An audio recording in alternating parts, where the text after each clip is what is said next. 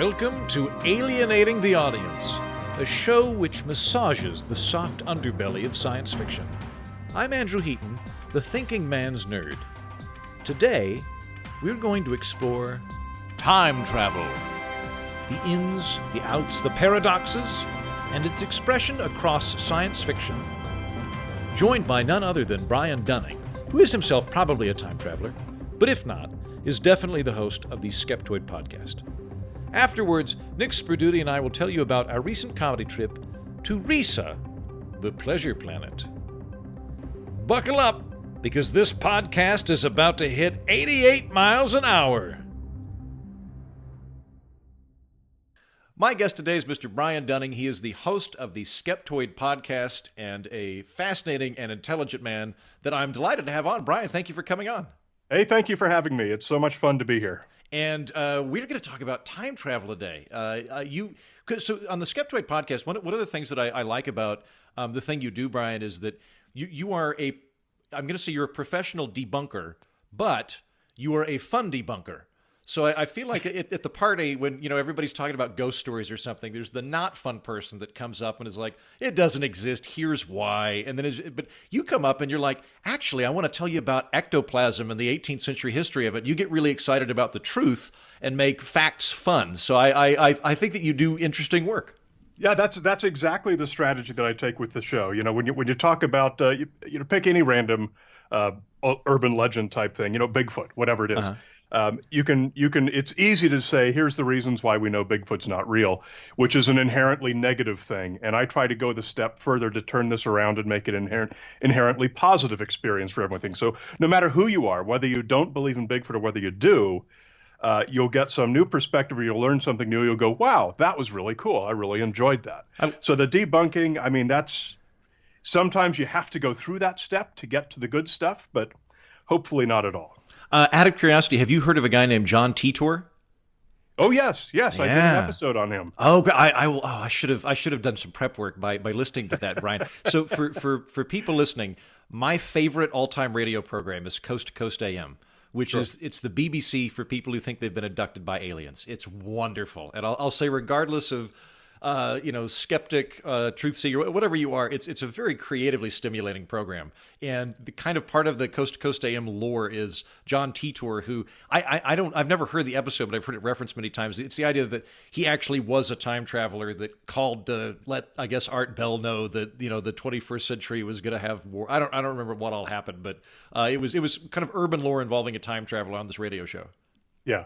It was hard to talk about that one when I covered it on my podcast because, as you know, the Art Bell show, he didn't employ any call screening or anything like that. No fact checking or anything. Anyone could call up and just claim anything or just make anything up, and it often happened, and that launched a number of urban legends. Mel's Hole, the mysterious hole in the state of Washington that goes all the way through the earth. And this was another one. This is just some random guy who called up Art Bell and said, "Yes, my name is John Titor, and I'm a time traveler." It was hard to come up with something fun and interesting and new to talk about with that one, because it was a dumb example of time travel. Oh, he didn't have like really cool predictions of flying cars and things like that? There was no Jetsons thing that he put forth?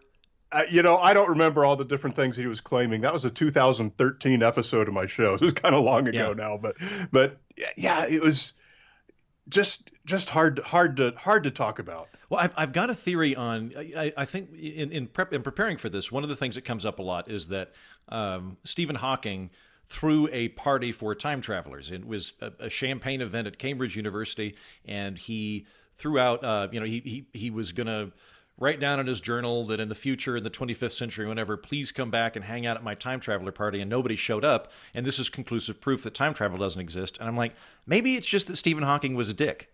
Maybe in the future, time travelers don't want to hang out with Stephen Hawking. Maybe he's considered kind of simplistic 4 centuries from now, and on top of that, nobody likes him. I don't know. Yeah, I'm no Stephen Hawking, but I doubt very many people would show up if I said, "Hey, all the most important people in history, come to my place." Yeah.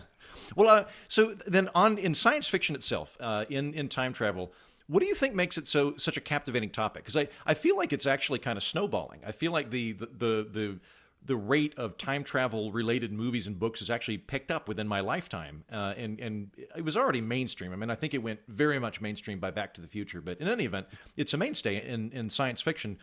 What do you think we're so attracted to time travel for? I think the main thing is that it's a superpower, and superpower stuff is always interesting. Mm-hmm. Everyone wants to have superpower, whether it's you can be invisible, you can fly, or you can time travel.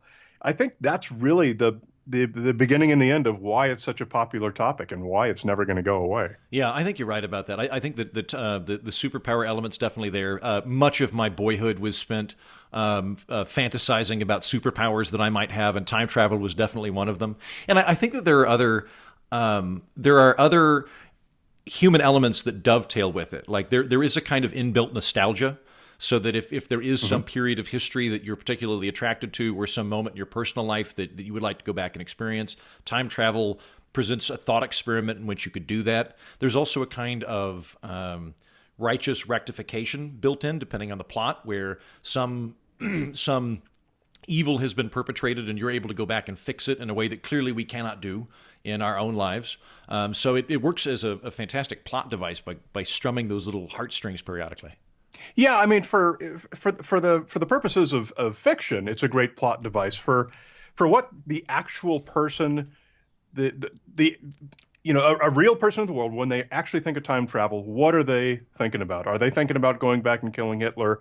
Or are they thinking about, man, I really blew it with that girl. I wish I could go back a week and try again. Because I think it's that. I know when I was growing up and I thought of time travel, it was always something related to sex. It's like, now I know more about her. Now I'd have a better chance if I went back. Yeah. It was always that kind of thing. Yeah, I think you're right about that. And I'll add on top of that now that I'm in my 30s and I understand the concept of unintended consequences, me going back to say the right thing to the cute girl at the bar, far less chance of thermonuclear war than me going back and changing the timeline.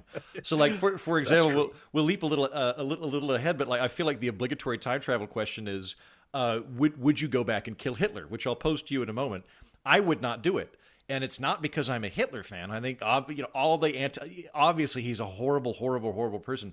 But I'm like, I don't know what the alternative is. What if you kill Hitler and there's another guy that's equally bad to Hitler that doesn't decide to go into Russia and he is able to conquer Britain, and then he goes like it could seem to me it could go really bad, or maybe Hitler doesn't happen, but we still have nuclear war because we end up developing nukes to counter the Russians earlier. So I don't know. It strikes me as a bad thing. Whereas me going back to not break up with that particular girl my senior year of college and maybe do that right, very low chance of thermonuclear death or genocide resulting from that. That is true. I mean, you're bringing up the whole time paradox thing. The classic question: if you could go back and kill your father, how could you go back and kill your father if you'd never been born? Right. And when you talk about what would happen, what would be the consequences if I went back in time and killed Hitler? This time paradox question is something I've thought about a lot, especially when I was growing up. And it was when I read, did you ever read Time Enough for Love by Robert Heinlein? No, it's on my list. I would very much like to, but I've not.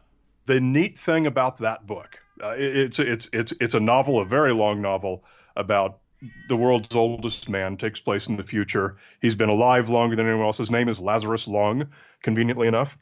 And they have a program where they can replace your organs. They grow clones of everyone, so you can essentially be immortal physically. And they also have time travel. And he's been doing time travel longer than anyone in the universe. He flies around in his spaceship, and he has a theory that he calls the no paradoxes theory, which states that you cannot go back in time to kill your father, because obviously you didn't, because you're here. Mm-hmm. So you can go back in time and try to kill your father. You can try as hard as you want, go crazy, knock yourself out. Something will always happen to prevent you from doing it. And that had always borne itself out to be true in his experience. So once I adopted Heinlein's no paradoxes theory, I'm much less worried about that. So I think using that same philosophy, I think you can think about going back and killing Hitler all you want. I wouldn't do it because I'm pretty sure I'd be a really crappy assassin. I'd probably get killed by his security guards, much more likely than I'd have any success myself. Well, on top of that, didn't he have like 42 assassination attempts, like that we know of? Like there were, I don't know. I could just, I, yeah, actually, so another one. Did you read 11/22/63 by Stephen King? I am familiar with it, but I had never actually read it. It's phenomenal. I'll say I go back and forth on Stephen King. There are the books that I feel like he kind of called in, but 11/22/63 is one of my favorite all time books. It's a phenomenal work. I do have not having read it, but being generally familiar with it, I do have one favorite element from that story that I like. But I wonder what yours is. What is it that you like about it? I'll say it's very, very well written book, and like any good Stephen King book, ultimately it's a character exploration on a deep level. The time travel conceit used in it, I think, is very interesting. We'll get into kind of the methods of time travel in science fiction here in a minute, but it's an example of an anomalous time-space continuum thing. So without spoiling the plot of the book, the protagonist is friends with a guy that owns a diner, and this is all in the first chapter, so I'm not spoiling anything. The proprietor of the diner calls him one day and goes, "Can you come over? I need to talk to you." And he comes in. His friend looks, 10 years older, skin's hanging off his face. Or not literally, but he looks bedraggled. His friend explains that he has access to this time portal, and he has been now twice gone back in time to try and save JFK from an assassination attempt, and convinces Stephen King to go, or not Stephen King, I'm sorry, the protagonist, to go through this portal. Come to find out, the portal always takes you back to like 8:32 a.m. June 5th, 1957. It's always the exact same place, and you can stay there as long as you want. When you come back out of the portal, it's been 2 minutes. So there's a kind of cool rule system that he puts in place that makes for some fun stuff. And there's a lot of other things. But as I read it, and I loved the book, but about halfway through, I was like, you idiot. Like, do you have any idea how close we came to nuclear war during the JFK years? Multiple, like I've done on an unrelated political podcast, I've done a couple episodes on the Cold War and how close we came to the precipice of nuclear death. And I was like, leave well enough alone. Like there's no guarantee that Kennedy being alive will have a positive effect to that end. But that said, a fantastic book. I really enjoyed it. Yeah, when you look at what happened with the Cold War and the Bay of Pigs or the Cuban Missile Crisis and all that, we didn't have a nuclear war. Yeah, there's nothing to go back and try and change. We had the good outcome, so don't.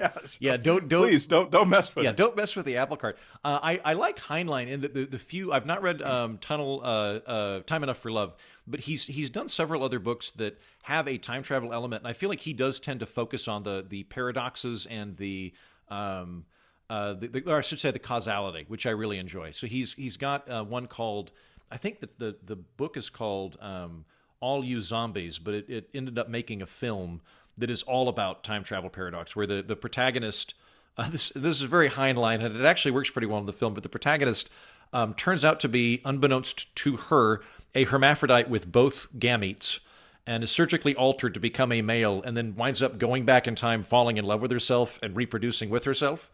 So that there is a character that is the snake who eats his own tail, and it's just sort of weird. But he gets into some fascinating thought experiments. Yeah, that sounds very Heinlein, because one thing that his character does in Time Enough for Love is, Heinlein was he a medical doctor or a?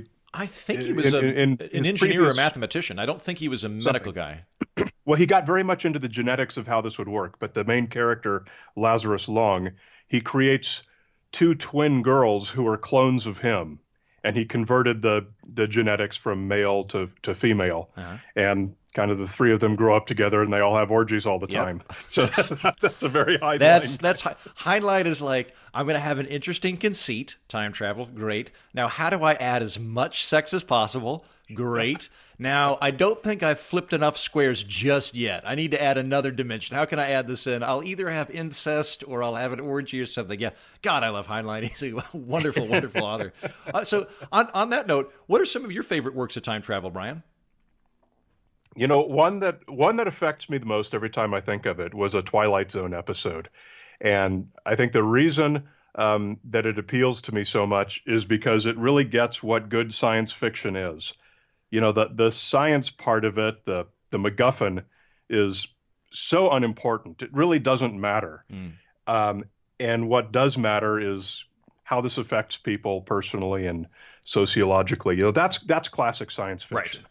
And there was an episode of The Twilight Zone called The Long Morrow, or Morrow, I guess, about an astronaut who is just about to leave Earth for a 40-year mission. He's going to go out in space, explore a planet, and come back. And because 40 years is a very long time, he's going to be put into suspended animation.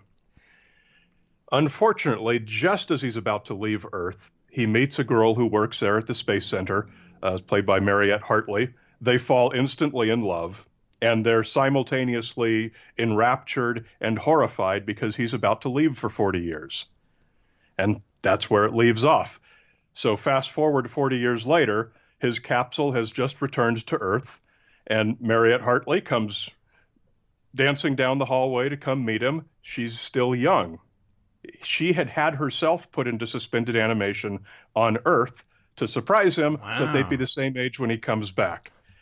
And the mission director says, "Oh my gosh, this is terrible. Probably don't show up," because what the astronaut did, he did the opposite. Oh. He took himself out of suspended animation and sat in the spaceship for 40 years doing nothing at all so that he'd be the same age as her. Oh God! It's that's classic Rod Serling. Yeah, at first, like before you mentioned what the guy did, I was like, man, I want to find a woman who likes me enough to put herself in suspended animation for 40 years so she's perky when I get back from space. But yes, but it's not really time travel, but it is. Well, it's the same genre. And that's, I feel like that's actually kind of the very first time travel stories, if we're going to broadly define it. Because if we, by my lights, what I would call time travel, or at least the ability to go back in time, the first science fiction instance of that is from like 1788 or so. But if you're just talking about suspended animation in some form of like going to sleep and waking up much later, that goes back really, really far. Every culture has variants of that. Like in Celtic mythology, the Fae folk are these. They're fairies, but not in the sense that we know them. They're tricksters that live in the forest, and if you go have dinner with them, you'll have a wonderful feast. When you come out, it's been 50, 60 years. There's various Buddhist stories that involve a protagonist going to meet some kind of divinity character and coming back, and a passage of time. So it seems that we've had for a very long time in human history the ability to think about time travel as moving forward dramatically. But being able to move backwards is a fairly new innovation. Yeah. Rip Van Winkle is what I thought of as you started describing that. Now I know, that's what informed that author. Yeah. Could be. Although Rip Van Winkle, is that? No, that's Irving. That's Washington Irving, isn't it? I was about to say there's Sleeper Awakes, which is another variant of this, who's H.G. Wells. I believe that's correct. Who's also the main, H.G. Wells kicks off the party with the time machine, which I feel like is the Godfather. It's not the first chronological story that I could find of science fiction time travel, but it is the Godfather of all subsequent time travel science fiction. Yeah, clearly the most influential. Yeah, the oldest one I could find, by the way, was of when I say time travel, I mean going backwards in time. Yeah. The oldest one I could find is called Memoirs from the 20th Century. It's from 1788, and the premise is that a British diplomat's guardian angel goes to the future to get letters from British ambassadors in the 20th century to bring them back to 1788, which I think is so British in a variety of ways that guardian angels would be predominantly concerned with the health of the British Empire, would want to talk to various consuls and ambassadors, and then I've not read it, but it seems to me that he's very worried about Jesuits. It's kind of this. I don't know if it's dystopian or not, but in the future, in the 20th century, Jesuits are running the show, and the future Brits want the old Brits to know, you keep your eye out for them Catholics, because come 20th century, the Pope's running everything. Well, there are still some people who believe Jesuits are running the world today. There's a conspiracy theory for everything. Yeah. You just got me thinking, what year was Connecticut Yankee in King Arthur's Court? But that was much later. That was circa 1900, probably. Yeah, that's a good point. And that's a proper time travel novel. And that's also, I feel like that's, I think I read the children's classics illustrated version of The Time Machine when I was a kid. I don't know that I've ever properly read The Time Machine, but I did read Connecticut Yankee and King Arthur's Court. And I think that one's fun because that one's a great thought experiment of, were I thrown into the past, what could I possibly do to keep from being killed as a witch, or alternately to help people? And he covers both in that, with a pretty funny narration. But his protagonist goes back in time and somehow remembers there's an eclipse coming, as I recall, and sort of warns all of the backwards Englishmen of yore that the sun's about to be swallowed unless they let him go, and then he winds up becoming kind of the royal vizier and everything else. Yeah, he essentially becomes Merlin, because he can blot out the sun and restore it at will. Yeah. And he makes the well, I saw I'm confusing the movie now, the Bing Crosby movie. Wait, what? There's a Bing Crosby movie where he's a kinetic yank at King Arthur's court? I totally want to watch that. Yeah, he becomes a blacksmith and he makes himself a revolver. And I can't remember whether that was in the book or not. That sounds very 1960s conversion. I do not believe there's any revolvers in the book. I could be. I know he brings telegraph lines in the book. I don't think there's revolvers, but I love the idea of a Hollywood film where they're like, we're going to go back in time. What are we going to need? A handgun. That'll be what solves all the problems. Is we'll go back in time, meet the king, and have a handgun. Well, there's some Black Knight that was always after him, so it kind of made sense. So the Twilight Zone, that's your favorite TV episode. Do you have a favorite book or favorite film involving time travel? Oh, well, I was gonna bring up Requiem for Methuselah, the Star Trek episode, but that's another TV show. Wait, no, hold on. Now that's not Lazarus, right? Because there's an early TOS episode that's horrible. That's a horrible one. Yeah, absolutely. No, horrible. Requiem for Methuselah is the one with the guy who's immensely old. He was born in like 3500 BC, so it's also not really a time travel story because it's just a man who's incredibly old. But it really is a time travel story. Just if you eliminate the mechanics of the MacGuffin. Mm-hmm. The premise is that he's been all of these incredibly famous and great people throughout history, and he would live 10, 20 years and then disguise himself and move somewhere else, and including a lot of the characters we've already mentioned. He was Methuselah, he was Lazarus, he was Merlin, he was famously in the episode he was Brahms and Leonardo da Vinci. Man, apparently human history is lacking in interesting characters. It was just this one guy. Have you read Dirk Gently's Holistic Detective Agency? I started it, and I never got very far. Oh, I love it. I'm a big Douglas Adams fan. He made a very big impact on me when I was younger in terms of my sense of humor. And Dirk Gently's Holistic Detective Agency is, to my knowledge, the first attempt to figure out how to make time travel funny. There's been lots of variants since then, Futurama and Rick and Morty, and The Simpsons has an absolutely wonderful time travel episode in one of their Halloween specials. But prior to all of that, Dirk Gently's Holistic Detective Agency, there's a side character who, like Methuselah, is very old. He's like several hundred years old or something like that. And what I enjoy about it is the character himself, rather than being this like font of wisdom, is like very genial but a little befuddled, and he's been around like 500 years or 600 years, so his memory is at capacity. He can't remember, like, and he's talking to somebody and they're like, so like, what do you remember about the past? And he's like, Cleopatra had the most audacious earrings. Like, just little things will stick out in his mind, which, like, that's kind of been my experience when hanging out with like, I met a guy, it's not an appropriate story, but it involves Milton Berle, when I was a member of the Friars Club. And like, what stood out to this one guy over the last 60 years of Friars Club history was this one Milton Berle. The other funny thing about about that story is, as I recall, what that character primarily uses time travel for, because he's got a time machine, is he either goes back in time to like put salt shakers in clay pots that he knows are about to be fired, so that he can do a really spectacular magic trick for bored children at parties where they open up a pot and the cylinder's there. Or he will, before VHS tapes were invented, he would just go back and watch TV shows he missed. And the idea of using time travel for something that mundane, I think, is a brilliant, humorous tactic. Sure, but realistically, that's what we'd all end up doing with it. Exactly. I can't figure out how to get TiVo to work. My Netflix is broken. But on the other hand, my time travel app is very intuitive, so I can just go back and watch the thing live when I want to. I'll tell you my 4 favorite works of time travel.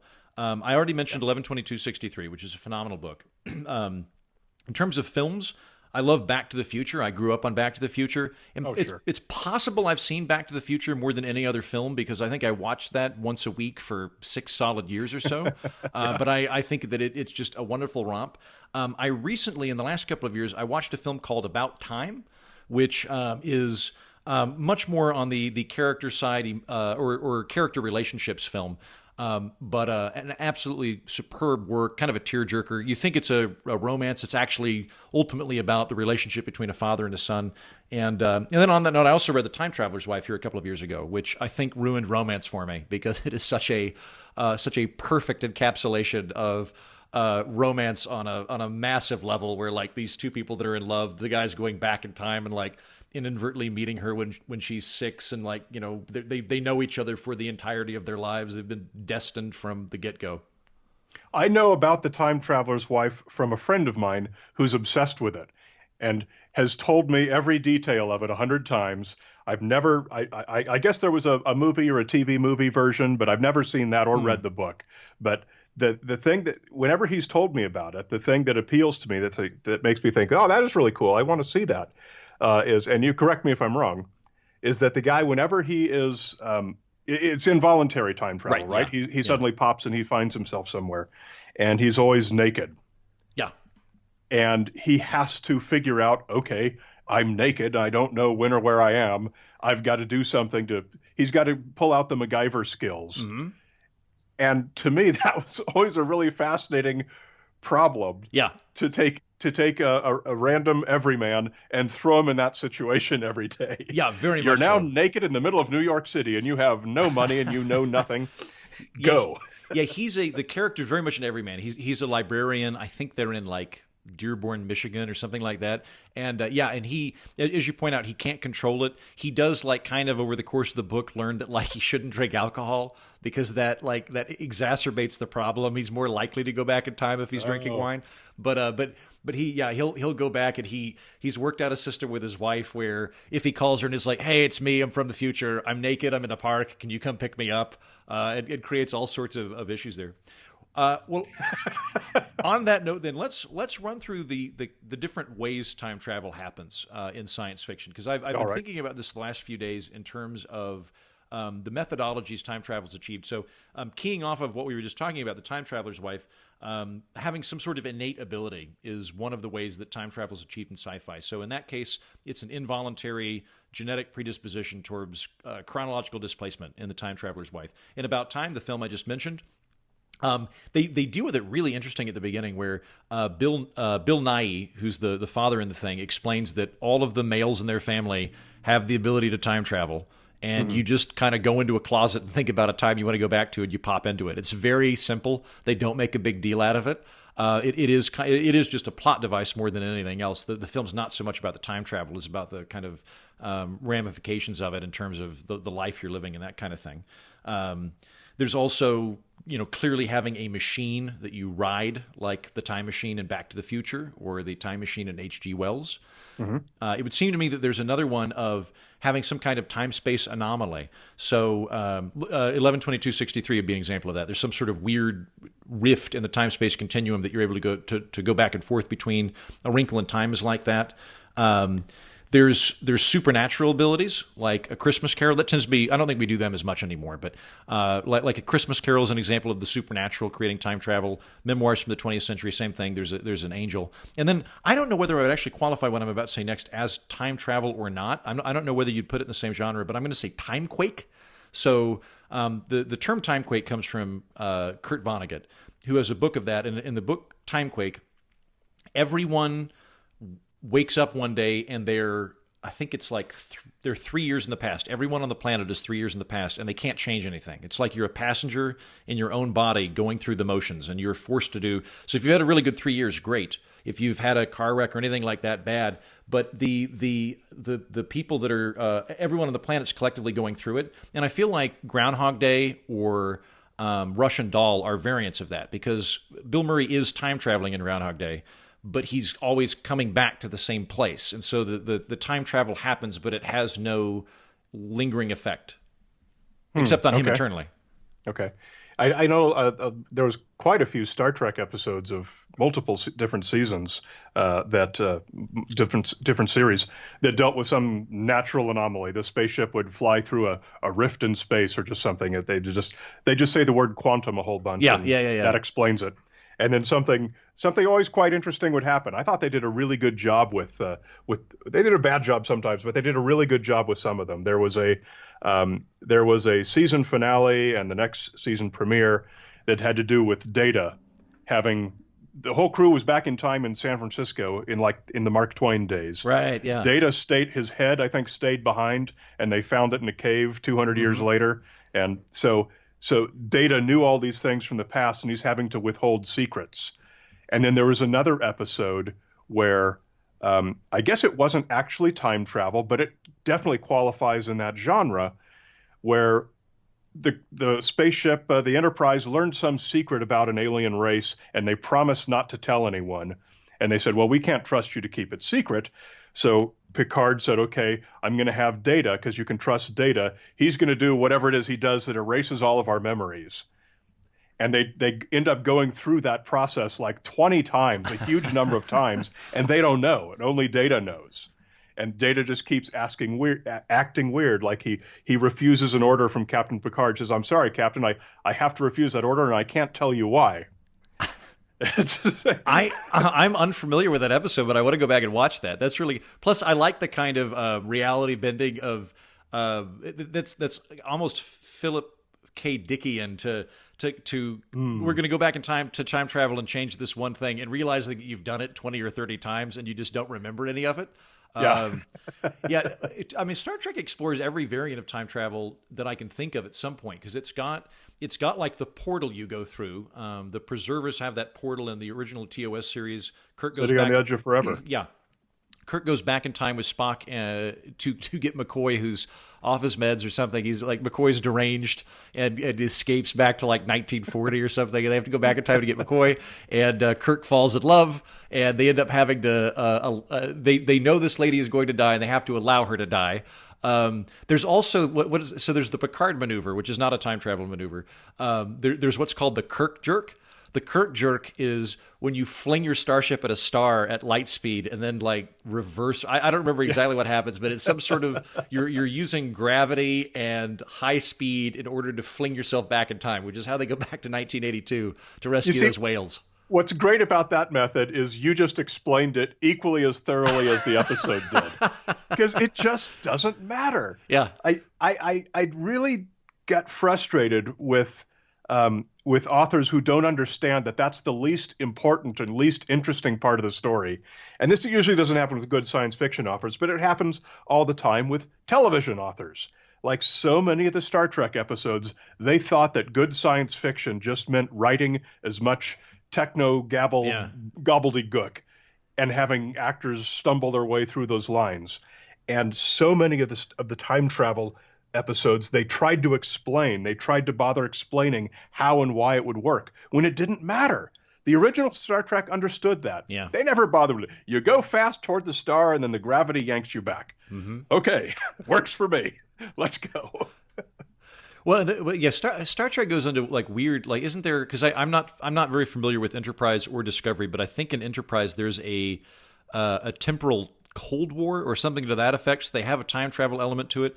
I know in Voyager they get into a point where because Voyager's supposed to be the 24th century, I think in the 25th or the 26th century, there's like a time travel wing of Starfleet that goes back and tries to keep everything where it you're right. Keep you from going back and killing Hitler or whatever. And then there's also, I don't think it's Section 31, but there's like there's an episode in Deep Space Nine where they have what are basically temporal auditors. Like they come off like IRS auditors, and they're these two guys that are very drab and very serious that have to debrief the crew of the Defiant when they go back and meet Kirk in Trouble with Tribbles. But there's these like bureaucrats that have to deal with time travel. Yeah, I remember that. That was an interesting angle on it that I appreciated and enjoyed. And of course, who doesn't love it when the Next Generation actors went back into the Trouble with Tribbles and they CG'd them into the old original episode? That was so much fun. Yeah, it's one of the most fun Deep Space Nine episodes. It's absolutely fantastic. So then let's deviate for a moment in terms of, and I am so far out of my remit now in terms of the feasibility of time travel.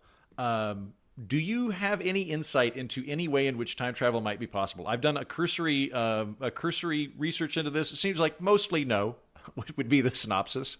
Yeah.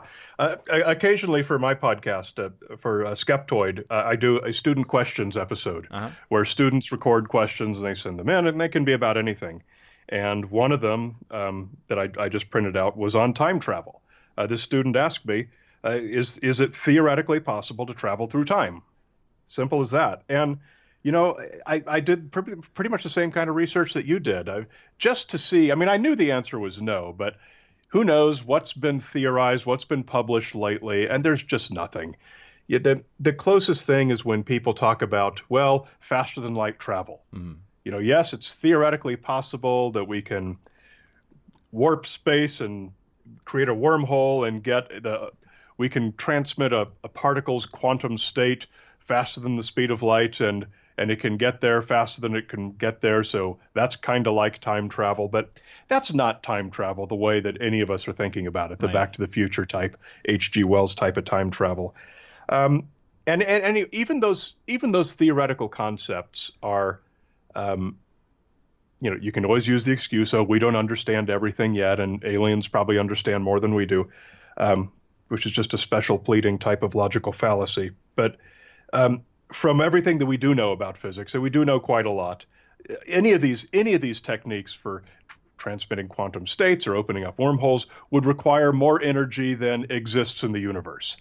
And even if you had that, it could only transmit something infinitesimally small, like a single particle or even just the state of a particle without actually moving anything.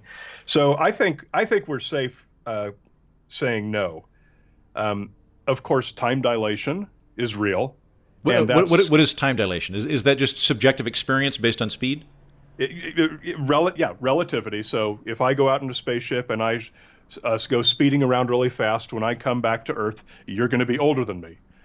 And that's just a part of special relativity, the way time dilation works. And it's funny because all through high school, a friend of mine was trying to persuade me of the reality of time dilation. And I said, no, that's just weird and stupid. That's not a real thing. And of course, now we know that, a lot of technologies rely on it. The GPS would not work if it wasn't for time dilation being real. Mm-hmm. That's, the most popular example. And in many sorts of technologies, engineers, we have to correct for time dilation. Anything having to do with space travel and satellites, we have to correct for time dilation. In clocks and things like that. So time dilation is the closest thing to what we'd call time travel, but of course it's just kind of speeding up and slowing down for one person relative to others. And realistically, it would never be as much that you could really notice. You remember the two twin brothers?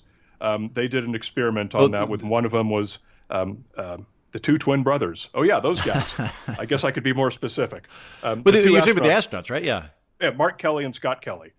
When one of them was was the space station commander, he spent a lot more time in space going a lot faster than the brother did, who was down on Earth.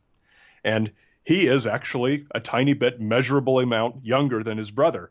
I wish I knew the amount. It's a matter of a couple of seconds. It's like nanoseconds or something like that. It's after being in space going that fast for a year. It's not even. It would be kind of cool if in theory you could say you were born first, and you're the latter born. So I don't know how pregnancy or births work, but let's say twins are born an hour apart. I don't know. It would be kind of cool if the second born one ended up younger than the firstborn one through some sort of time travel quirk, which I suppose is theoretically possible, but it would take such a long amount of time to do that. Because as you point out, I think the one guy was on the space station for a year, and it was like less than 2 seconds of difference that he got in terms of time dilation. So you'd have to have a really long lifespan for any of that to work.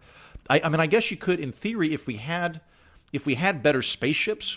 If we had ships that could actually approach the speed of light, then you could really play around with this. But that's a big bridge to cross because you have to worry about fuel, and you have to the ability to go that fast combined with the ability to slow down. And if you hit a speck of dust, it's like getting shot by a missile.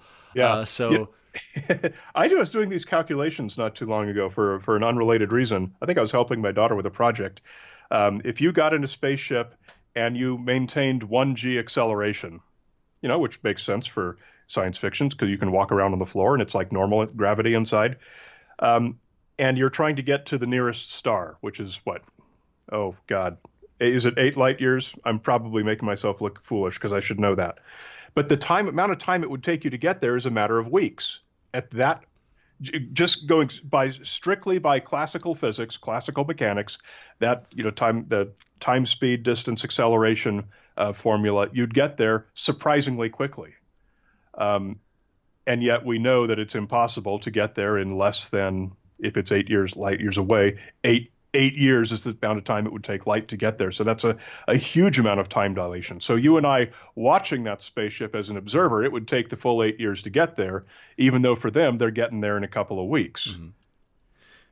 Yeah, no, I'm still, I need to go back and reread The Elegant Universe, which was a fairly popular physics book that came out maybe 15, 20 years ago, because it's still very difficult for me to comprehend all of that stuff of like, I'm on a train going the speed of light and I'm playing ping pong and what happens to the like it was I would read this book and I would get a nosebleed and have to put the book up. I didn't actually finish it. I need to go back and do that.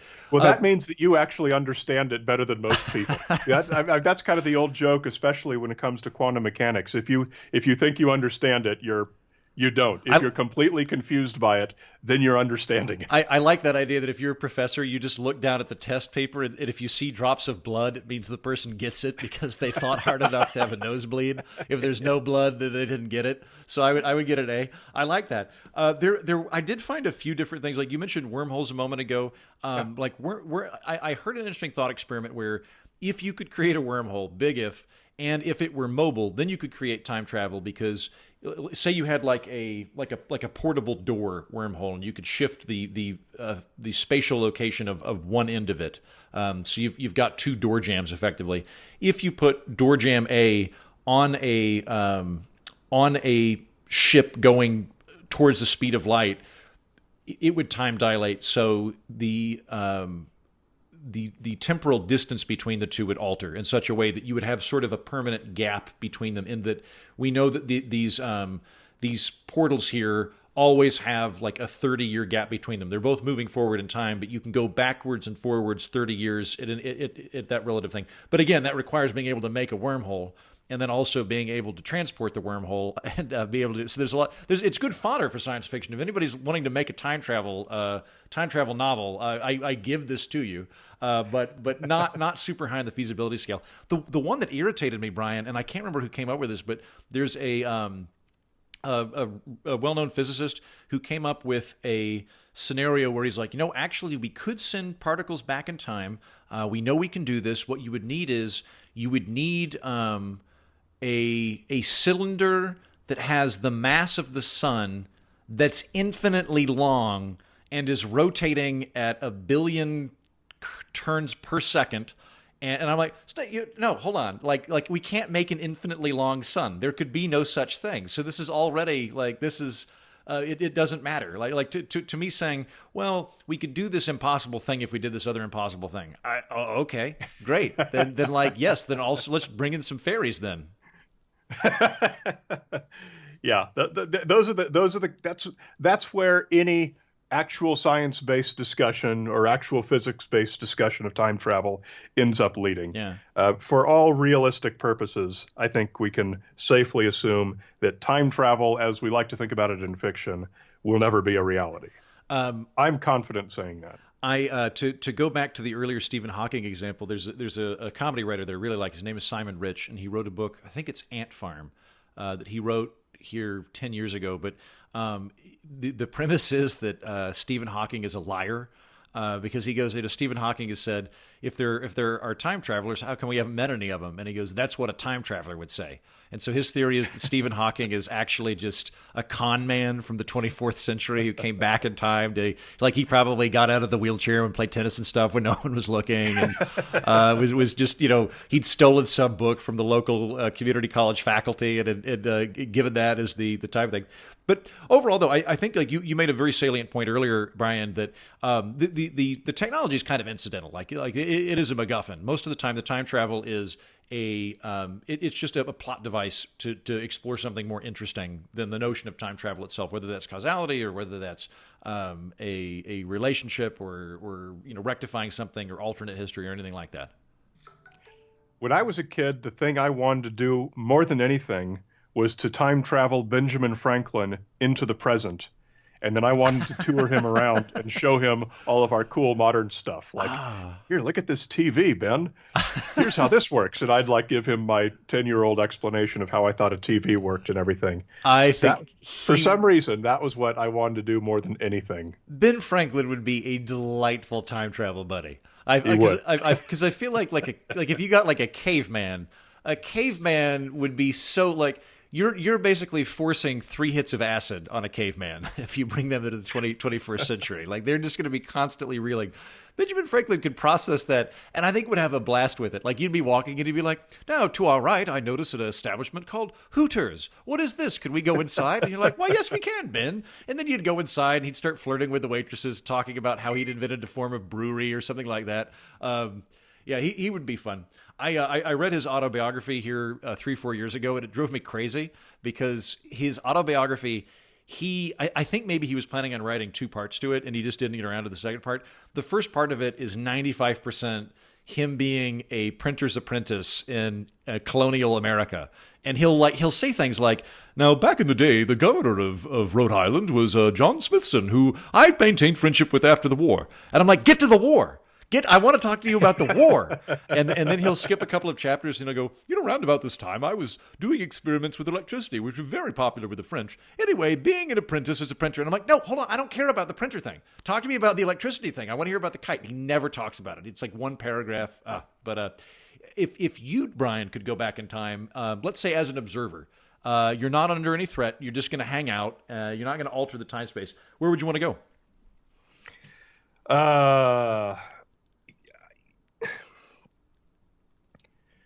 I think that I would like to go back as far as possible, as far as you could go and still, be living.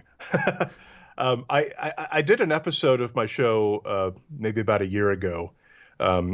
There is a sort of a popular belief about the early Earth that it's a fact that the moon used to be much closer to the Earth and would orbit the Earth much faster. And correspondingly, we'd have enormous tides being gravity driven by the moon. Mm-hmm. And in fact, calculations show that these tides would be 100 miles high and racing across the Earth at 2,000 miles an hour. Wow. So essentially a tidal wave wiping the Earth clean several times every single day. And that's amazing. Yeah. And so I did a podcast episode to try and is this a real thing? Was this actually the situation on the Earth or not? And it turns out there's very, very few geophysicists who have studied and written on the early Earth. There was the collision between what used to be what is now the Earth and what is now the moon, these 2 bodies that were closer in size, and they collided catastrophically, turning Earth into basically a sea of molten lava. And the moon was a sea of molten lava. And that is the time frame at which they were close enough for this intense gravitational effect to cause the tides. Well, of course, there could have been no liquid water on the Earth at that point. So by the time there could have been liquid water, the moon was substantially further out, and the tides would not be noticeably bigger than they are today. Nevertheless, it's that kind of thing, these big questions about the early Earth that we don't know anything about. That I find more compelling than, I want to go back to World War II, or I want to go back to the days of the cowboys. I can put on a movie if I want to do that. Or, I want to go back and meet Jesus. No, I don't really care to. I would love to go back and I love this idea, Brian, of you walking through a portal with a surfboard and a look of very clear dedication. Going, I am going to find the biggest wave and see if I can pull it off. And emerging into a sea of hot lava. Well, that'd be cool too, because we've got a like, I would be interested in seeing just dinosaurs in the wild. That'd be just a visually a cool thing. I would if I could interact with them. I would love. I'd go back and meet Jesus among other people. I would also love to go back and talk to cavemen, or however you want to phrase this. I'd love to go back like 200,000 or 300,000 years, because in anthropology, one of the things that we can't get around is, you know, if you read a lot of books where someone goes and lives with the Kung people in Africa, or they, you know, kind of, most anthropologists will, or not most, a lot will go to New Guinea and live with the tribe people in New Guinea. And then we logically infer, okay, because these people have X amount of technology, human society probably operated very similarly 200,000 years ago. And it's like, well, that's not a full logical inference to make, because the people that are living in tribal, like Stone Age tribal societies today, are living always in the places nobody else wants to live. They're living in places that don't have good natural resources and don't have a lot of food, so they're living on the periphery. We don't know what it was like to live at like the mouth of a river teeming with salmon for a hunter-gatherer society 500 years ago, or 10,000 years ago. So I think that'd be fun to go back and just talk to them and be like, y'all happy? Is this good? do we make a mistake with smartphones? I feel like we might have. But that'd be cool. I'd like to do that. Yeah, I think we're both on the same page. It's finding out the early pre-modern human history, where I think the Earth would be really exciting and really interesting to see. When we had every plant and tree was an unrecognizable species. Mm-hmm. The continents were in different places. Mountain ranges that existed then that don't exist anymore. Mountain ranges today that hadn't been born yet. I think that would be the really cool way to see the Earth at its best. There's a several million year period, at least I believe it's several million years, where basically the bacteria that breaks down dead trees didn't exist yet. So there would just be mounds of dead tree forests that would, because there was literally erosion was the only force that was taking the trees out. So you'd have a redwood a carpeted redwood forest of wood, and that would be such a surreal thing to look at. If you could do it safely, how about the asteroid that killed the dinosaurs? How about watching that hit the Earth? Just bring some sunglasses, get your timing right. Be sure to get out of that right before it hits. Yeah, I bet. I listened to a show on this where what they were saying was that it probably fried everything on the planet that wasn't like buried in topsoil. It was like, unless you were in a cave or underwater or like a vole, like you were going to get blasted with heat during that thing. It'd be a hell of a thing to watch. It sure would. And it's how many things in that far back in the history have left physical evidence, like I guess we used to call it the KT boundary. Now it's the KPG boundary because they split up the periods. But you know how you can travel to many places on the Earth and you can find that layer where it's coming up to the surface. There's a place in Colorado that's in a state park that I think is the easiest place to see it in the United States. A friend of mine texted me from the Grand Canyon once, said, "Hey, where can we see the KT boundary layer?"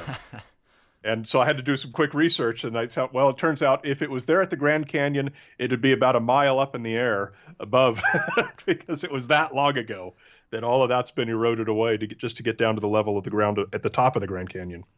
But yeah, that's a fascinating thing. Power on scales unimaginable, I think, dwarfs the interest of anything that humans have done. Have you covered time travel much on the Skeptoid Podcast? Are there any relevant episodes that would dovetail with our conversation today? Yeah, there's a few. The episodes that I cover are all emailed in from listeners who suggest, hey, you should cover this, you should cover that. And one of them that I heard about repeatedly over the years before I finally did it was a story called the Versailles Time Slip. Have you heard of that one? I have not. So this was a case. It happened in 1901. There was these two British women who were teachers at an all-girls school in Oxford, and the two of them they took a trip to the Palace of Versailles. And while they were there, apparently, according to the story, what happened was they somehow slipped backwards in time to the year 1789, and they interacted with members of Marie Antoinette's court. And then all of a sudden, they encountered a modern tour group, and sort of poof, all the 1789 stuff vanished and they're back in modern times. And they wrote a book about their experiences, and it went through several editions over the years, and it's kind of become a mainstay of people who believe that time travel is a reality. There is a dedicated group of people who believe that this story is literally true as they told it, and that this is an example of actual time travel. And because these women were college teachers, their reputation is beyond any question, and therefore we must accept it as a literal true account. So I was charged with figuring out what actually happened with the Versailles time slip. Now, luckily, doing what I do for a living, I'm always standing on the shoulders of giants, because people have been investigating all these stories long before I have. And the really fascinating thing about the solution to this story is who uncovered it. There is a group called the Society for Psychical Research out of the UK. And this is, I'll just be blunt. This is a group of people who believe everything. They believe ghosts are real. They believe psychic abilities are real. That's why they call themselves the Society for Psychical Research. Their stuff pops up all the time in my work because they've done a lot of research and writing and testing and all kinds of things. And back in 1950, so 50 years after the women published the book, they did their own investigation, and they were somewhat closer to it temporally than I was. And they were able to do, they were looking up very early editions of what was written by the women and when. And the whole story that they put together, it turned out that it was a full 3 months after their trip to Versailles that they even had a conversation. And one of them said, "Hey, you remember that woman we saw painting on the grass?" And the other one said, "No, I don't remember that." And based on this conversation, they sort of put together this whole narrative of, gosh, that sounds a lot like what it must have been back when Marie Antoinette was there. And based on this sort of faulty recollection and trying to put two and two together, they took trips back to Versailles to look at the place more and learn more about it. And they said, oh, maybe this happened here. They had been lost, actually, when they were actually there the first time. They didn't know where they were. It's a huge place. And so they went wandering around trying to figure out where they'd been. And they sort of built this narrative over a period of 5 years and multiple editions of their story. And the story grew enormously each time they published a new edition of the book. So really, we cannot say that what the later editions of the book tell is a literal true account of what they actually did on that day. And the people from the Society of Psychical Research, they concluded that there was insufficient reason to study it further and that there's no reason to think anything unusual happened to the women. So the folks who believe everything were like, this is a bit much. Yeah, they could not be persuaded that there was anything interesting. Yeah, and the weird thing was all sorts of people had gone down all kinds of weird avenues trying to explain this story. Including the women were apparently lovers, and they had relationships with many of the students at the school as well. And so they're French college professors. More like it. All sorts of people are trying to say that this is some sort of lesbian-induced delusion, because I guess in the early 20th century, that's a thing, apparently. Well, and it's a subset of sci-fi we didn't get into, lesbian sci-fi, or lesbian sci-fi. Time travel romps. There's an actual phenomenon in psychology called a folie à deux. Is that right? It's the madness of two, so people said, oh, these two women, they went insane together because they were lovers. But that's not really what a folie à deux is. It's like it's more to do like with one person is really obsessed with the other one, and they start doing crazy things, kind of the way we've all been at some point in our lives. So there were people were grasping for explanations, but there really wasn't one. And what it turned out to be, of course, is the famous psychologist Ray Hyman has a maxim: before you try to explain a strange event, first see if the strange event ever actually happened. And it turns out in this case that there was nothing to explain. Yeah. So all these weird folie à deux explanations were unnecessary, and the lesbian delusion. So yeah, I mean that's a popular story of time travel, and it remains popular to this day, and it has its supporters and people who will passionately defend it as absolutely real. And there's a more interesting explanation behind what happened, and that's just how our brains sort of invent narratives to fill gaps in our memory. There's real sociology and real psychology behind how this story got to be something. The women themselves, they believe it fully. They believe they actually went back to Versailles. Are they still around? This happened in 1900, so I can't imagine that they are. Okay, No, they would be dead by now. Yeah. Okay. That is fascinating, and sadly does not lend any more partygoers to Stephen Hawking's party. They don't do that. Brian, it was really fun talking to you. Thank you for coming on the podcast. This has been a great time. Thanks. Hey, we mentioned yours, the Skeptoid podcast, a couple of times. I assume that's where people ought to check you out. Are there any other projects you're working on, or any social media handles you want to toss?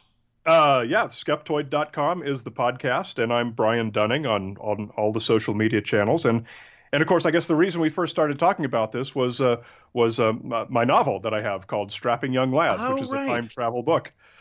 I should have brought that up at the beginning of the show. Yeah, you should have, but you totally didn't. You yourself are a science fiction author. I am remiss. I filed away in my head. It's a goofy romp. It's a case of, like we were talking about, the technology does not matter. It's just, let's just get into the story and have people go flipping through time and strange adventures happening to them. That's Strapping Young Lads, and that's on Amazon and fantastic. All the places you get books. All right. Thank you, Brian. Thank you.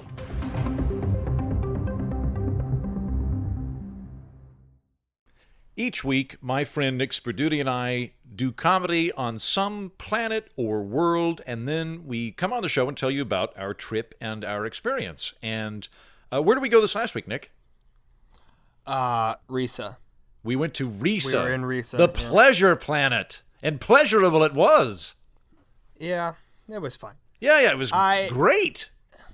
I had some time. Yeah, Some time, as people would say. I was not on, like, it wasn't quite, I wouldn't say Krypton levels. Right. But I had some moments. You had a couple things working against you. First of all, here's the thing. Yeah. I'm married. You're okay, married. I'm a married man. That's the main thing you had working against you. You went to Risa without your wife while married. I'm happily married. She couldn't make it. Yeah. She had that quilting conference. She's really good. Uh-huh. She's actually a judge. Uh-huh. But I am not one that likes to do anything behind my significant other's back. Of course not. And you, good man. You guys don't swing either, so there was just nothing going on. Can you stop talking about that? You've been bringing that up for literally months, and I think it's too much. I know a guy I met at the post office that just had some interesting theories, and I've offered to put you in contact. Stop putting pamphlets under my door, too. Okay, I'm getting over it. Yeah, all right, okay. So, yeah. All right. So you're happily married and very monogamous with a capital M, and went to Risa, the pleasure planet, and Megan couldn't join you. And they just couldn't accept that I wasn't looking for anything. Yeah, and it was just nonstop. But wasn't it at least kind of flattering that, like, whenever you walk down the street, women in bikinis would come up and just, like, straight up offer to make out with you? I really enjoyed that. At least they understood the word no. I'll give them that. Yeah. But it was still at the point where I was just tired of talking about it. And then about, I don't know, I'd say 2 days in, I finally found some people who were kind of right up my alley. Well, but before that, the breaking moment, and I apologize for this. This is all you. This was my bad. So Risa's a pretty happy-go-lucky place. Clothing is optional. People tend to be pretty well fit. So it's good if you're looking to have a tryst or maybe 9 to 12 trysts. It's a really good place, and women they were very interested in you, Nick. And one of them came up to me and was like, "Hey, I really like your friend." And I'm like, he's pretty good. And she was like, could you Is that what you said? Yeah. Well, I mean, like, I needed to... Instead of saying, like, oh, he's married and he's, you were just like, yeah, he's pretty good. He's okay. So you are not part of the solution here. No, I actually was militating against it pretty hard. So she came up and asked me about you, and I was like, yeah, he's pretty good. And she's like, I would love to surprise him by just showing up naked in his bed. And I was like, That seems like a cool deal. Yeah. Okay. Let me. I'll let you in. So you know when that naked woman was in your bed, that was I didn't find her, but I did give her your key, and so and that seems to be what pushed you over the edge. I apologize. I thought it would be flattering to do that. Well, here's the real case of it. That was Tarful's key. Oh, really? That was actually one of the Wookiees' rooms. Yeah. Oh. I was mad about it because I kind of figured it out. Yeah, so we swapped rooms, unbeknownst to you, and okay. you Well, gave them the wrong key. Nick, I'm going to say that I made an Excel spreadsheet for a reason, and if you guys had updated that as I'd asked you to do, then you would have sent a naked woman to my room Exactly. instead of his. So it's probably for the best that we did it this way. Yeah, Regardless, I maybe saw so. the commotion. Right. I saw the commotion, and I thought, this is too much. That was the breaking point, and I just ran into the street, madly ran into the street. Yeah. And there were people constantly. It was like a horror movie. I was like watching The Birds. It was everyone. They were just going, well, Nick, what about this, Nick? What about this? Yeah, it was. I got to say, Risa's it's like a horny version of The Purge, which again, if you're single, is fantastic. If you're if you're married, is at the very least frustrating. Yeah, well, the thing is, so we did, like, I ran through, and I was like, all right, and then I fell into an alleyway. I kind of slipped into the back alleyway to try to, and I found this, like, room. The door was kind of cracked, and I was curious. There was a light chatter, and so I just kind of, like, leaned my head up against the door, and right then, someone opened the door. And I was like, what's going on? And they were like, I was like, sorry, I wasn't meaning to, like, me. I was trying to be passive and, like, let it go. Yeah. And they're like, no. Are you single? And I said, this again? Like, I'm so sick of this. And I started to leave. And he goes, no. We are too. And then the door opened, and there was all of, like, 16 to 20, I'd say, of these different people and different species. And they were all there, and they were all married. Gotcha. So they weren't single. They were married and similarly irritated that everybody kept trying to have sex with them. Exactly. When they said we are too, they meant like we are irritated with all this stuff as well. Well, man, Nick, good job there. Sounds like you found the most fun part of the Pleasure Planet, a bunch of irritated married people in a back alley. Well done. An angry Branson, Missouri. Everybody else is living at 11 p.m. on a Friday in Vegas, and you are Branson, Missouri with angry dad and angry mom. Okay. Yeah. Pretty much. Yeah. So basically, I talked to them and I said, well, you know what? Maybe, me, I tend to just go on rants. Yeah. I said, maybe things need to change around here. And they said, what? What do you mean? And I said, I think we need to take this into our own hands. How many of us are there? And they said, well, there's like 20 here, but there are many more out there. That would be, because I read newspaper reports about this. That would be the monogamous underground. Well, we prefer MU, but yeah. Yeah. The monogamous underground, which is now a terrorist organization on Risa. It's only because we tried to shut down the electrical grid. That's the only reason. Right, which is important because the electrical grid's also what keeps the weather grid. And I don't know why they bothered doing it on such a weird planet, but Risa without the weather grid, because Risa's a very pleasant, like, balmy, I don't know, I'd say it's like 80 to 90 degrees most of the time. It's always sunny. Well, real nice, yeah, kind of the thing breezy, but you take that weather grid down and it turns into Seattle real quick. Yeah, it's all manufactured. Right. That's how they get it so nice. It's all manufactured. The whole town is fake. The people are fake. Everything about it's a real fake sort of place.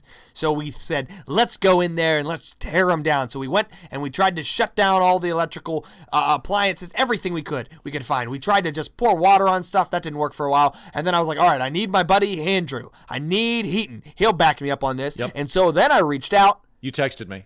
And I was like, sure, man. You texted me and you said, hey, man, as my friend, I really need your help. Can you meet me at my room in about an hour? And I said, I don't even need to know what this is. Nick, you're one of my best friends. I will absolutely do this. I will be there in an hour. You can count on me. I think you just said on my way. Yeah, that's what I meant by that. Yeah. I got the underlying context, but I feel like you just said like OMW. Right. Yeah. Well, I was very busy. I was very busy at the time, and I get it. No, I get it. I regret in part that I didn't bother showing up. That was my bad. My bad. But I have a good reason on my part, though, that I think everybody should be excited about. So without you, the crux of the plan really fell apart. Right, because you wanted me to bring that electrical gizmo, the grid ratchet. From the ship. Yeah, for the grid ratchet from the ship, and I I didn't do it, so you guys couldn't shut down the grid, but you tried and got arrested. Yeah, it was the particle gun drill. Yeah. And you didn't bring it. It was a gun drill, is what it was. It was a particle gun drill, as everybody knows. Yeah. People know that, right? Well, yes. Okay. I mean, for any weather grid purpose, you need a particle gun drill. It's a formidable weapon. Mm-hmm. So the point is, we were going to do this, and we were going to shut it down, but because you didn't come, yes, we got arrested. And then you showed up to bail me out, but not alone. Right. See, I was about to say, like, does anybody want to know why I didn't turn up with a particle grid gun? Why don't you enlighten everybody? Well, I am happy to say that I am in love, and it is with a wonderful woman, and we just hit it off, and I am so happy. And just tell the people who it is. It's Chewbacca. It's Chewbacca. So anybody new to the program, a few months ago, Nick and I were on Kashyyyk, the Wookiee homeworld, and Nick saved the lives of 6 different Wookiees, all of whom are now in life debt to him and basically our entourage. And they live with him and his wife and a Gungan in their 1-bedroom New York apartment. And or 2-bedroom New York apartment. Anyway, Chewbacca and I, we've always had a really solid rapport, and we have really good, similar interests, which I think is the foundation of a lasting relationship. And I just want to say #denial. Wait, you were utterly in denial for months about this relationship, and all of us called you out. Even AJ19 called you out. Yep. And we all knew that you were in love with Chewbacca, and you didn't want to say anything because you were actually afraid, and you kept being derogatory because you just wanted to get out of it. In retrospect, what I was afraid of is I was afraid of the magnitude of those feelings. And I was afraid of her rejecting me or of getting hurt. Yeah. And now I'm like, you know what? It's worth it. It's worth it for true love. You put your heart out in your hands and you say, I'm giving you my heart. And if you break it, that's fine. Because I would rather have this moment of love and vulnerability with you than risk being alone. And we on Risa, that love bloomed. And we are an item now. And I gave her my lapel pin. That's like some kind of courtship thing. And anyway, so when you texted me, we were on our first date, and then it was going well, and we got a bottle of wine, and then I was like, Nick can handle himself. He's probably fine by himself. Let's just let's go on a nice walk through the beach, and we did, and it was just magical. And all that would have helped in this situation is just like, hey, you know what? Actually, a little busy. Well. See, that's all I needed. Just a quick text. Right. Well, I wasn't for the record. I wasn't being duplicitous. So I hadn't planned on any of this. Like what I had planned on doing was just hopping from hot bunk to hot bunk, pretty much 2 or 3 times a day until someone forced me to leave the planet. And I'd been doing that. Yeah. The amount of Gatorade I went through the first half of Risa was just it was really, I mean, impressive if anything else. I just remember getting off the ship. You saw the women and you go, "No need for Tinder here." And I was like, all right, we get it. That is literally the first thing I said as we exited the spaceport. We just looked, yep, no need for Tinder. And then I turned off my phone and went and got a 6-pack of Gatorade. Yep, I canceled the show. Couldn't dedicate any valuable time to comedy and career exploits where there was just, horny purge of the streets and nude volleyball competitions. It was great. That's the other thing. You canceled the show. You didn't even tell me, and I showed up, and there was no show. Right. Well, yeah. I showed up with my revolutionary group. Because I was going to take over the show, and then there was no show to take over. Did you guys do like an improv set or anything? Was anybody in there funny too? No, there was nobody even there. We were real 0 for 2, and then we got arrested again. Okay, well, okay, that is my bad. I'm sorry about that. They have gathering laws. They have gathering laws. Yeah, in but Risa. the thing I learned though is when you're having just that much sex with strangers on a pleasure planet, eventually the novelty kind of wears off, and you're like, this is fun. this is fun, and Yeah, but I'm getting a rash. There were some health issues involved. I mean, Yeah. certainly good cardio, but yes, there were probably some risks too. I mean, you're a pretty spry guy, but I imagine after a while. Oh yeah, no. Yes, I was starting to hit the wall in terms of my stud horse abilities there. That's true. But the thing that I realized though was that all of that sex was meaningless because I didn't have an emotional connection with any of them. I didn't have a rapport with them as people. It was just hollow orgasms. It wasn't the combining of heart and spirit. And I was telling this to Chewbacca. I was like, I don't understand why I'm not so happy right now. I just feel empty. And we started talking and we hit it off. And that's why I got distracted and I didn't give you the particle gun drill. And then you got arrested for trying to foment a revolution and bring down the weather grid of the planet. Honestly, I was a little upset in the moment.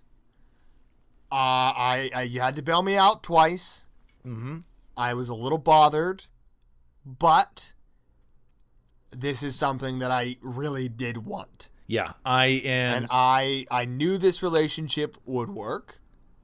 I knew that you wanted it and she wanted it, Yep. and we used to talk about you. I figured. Yes, you have D&D nights, Uh-huh. but we have Monopoly nights. Oh, you do? Oh yeah, and I didn't tell you about them on purpose. I would be because you angry didn't if tell me I about weren't the so D&D nights. if I weren't so elated and full of sex hormones. Exactly. That's why I told you now. Right. Good call. Post Risa. Yeah. So basically, we would talk about it, and everybody's like, I don't remember the first person that brought it up. It might have been Dr. Lungara, but it was basically like Junior. But it was basically like, that Heaton's pretty decent looking. Uh-huh. And we were just all kind of being like, yeah, he kind of is, nudging each other because he's we were single, looking yeah. towards Chewbacca, and she was kind of like looking down and like fiddling with her fake money and Yeah. acting like she, figuring out what properties she had. But she knew. Yeah. She's a good player. You can, She knows what she's they doing. say you can't see a Wookiee blush, but you can. Oh, God. So two developments that before we finish up, two developments that I need to pass on to you, Nick. One, I was talking to Chewbacca about this, and she had a really good idea. I don't know if you've been keeping track, but we end up. This is at least the third time one of us has had to bail the other one out of jail when we travel to different worlds. Like it happens. I haven't kept. It's count. you think about it. It's been at least 3 times in the last 6 months. So Chewbacca was saying we should just keep a bail bondsman on retainer. That would probably be worth it. And so we should look into getting that. The other thing is, it's going really well with Chewbacca, and I realize this is moving pretty fast. But she invited me to move in with her, so I'm planning to move into your place. Probably next week. What? Yeah. Well, okay. So Why doesn't she just move in with you? I kind of want to maintain my place as a home office. So I just thought that this makes the most logical sense. We don't have space. Andrew, I love you, and I'd let you stay with me always. Love can make space. # love can make space. Somebody put that on a mug.